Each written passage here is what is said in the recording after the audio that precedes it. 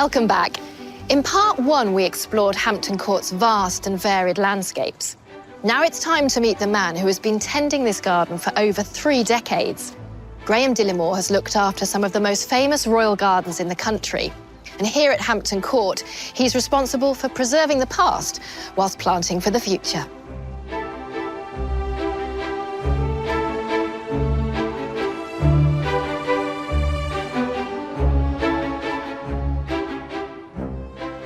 This feels like a very special part of the garden. This is the King's Privy Garden, so this garden is a recreation of a garden from 1702. And we restored this back in 1995. It's probably the most authentic Baroque garden left in the UK. Okay, well, it absolutely looks beautiful. And which king are we talking about? This garden was laid out for William III, and he brought with him all his horticultural and garden knowledge from the Netherlands.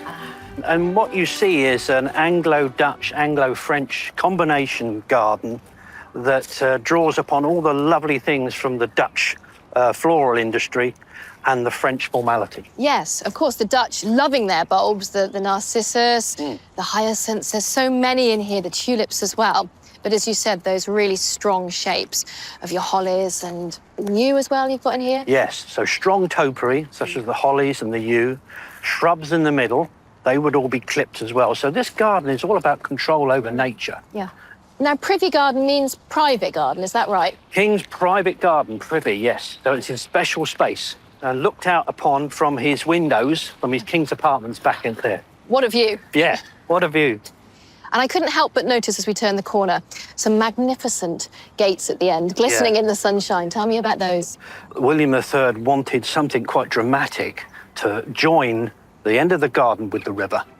And if you look down upon it on a sunny afternoon or evening, that gill just... It really pops. And not a total barrier, because you can look through these screens and see the river and the fields below. Yeah.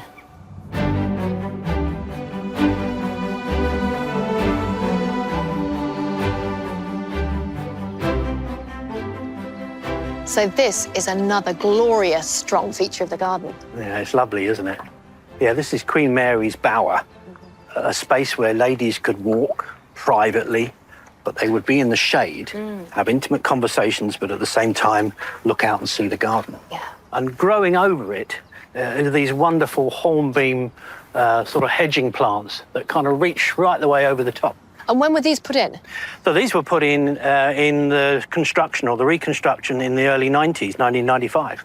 They were tiny little whips when they went in, certainly no taller than me. And do you know what? When we planted them, I never thought I'd see the day when they ever reached the top and went right the way over. So it's really lovely. That must be really rewarding. Yeah. But look, they reach right over. But they must take a lot of maintaining to keep in this shape and to make them do that. Yeah, they do. It's a lot of work. We can only clip them once a year because it takes that long. Well, it's a job you and the team are doing very, very well because it looks absolutely outstanding. Oh, that's really kind of you to say. Thank you.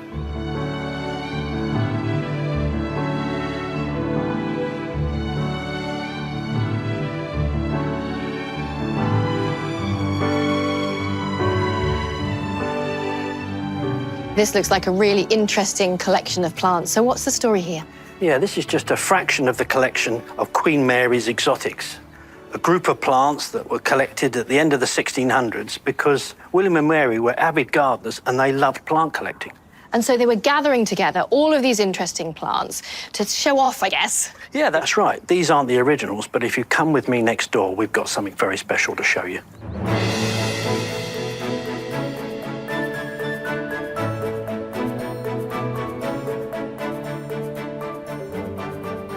The plant we've got here is a plant that's very special to us. A striped myrtle-leafed orange was a gift from our sister palace in the Netherlands.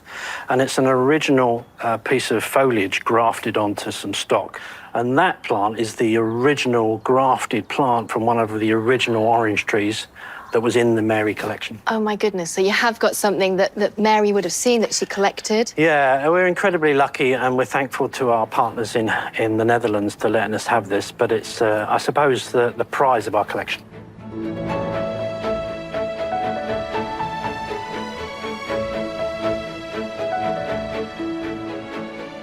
And talking about caring for the plants, but you obviously care about the whole place so much. What does Hampton Court mean to you?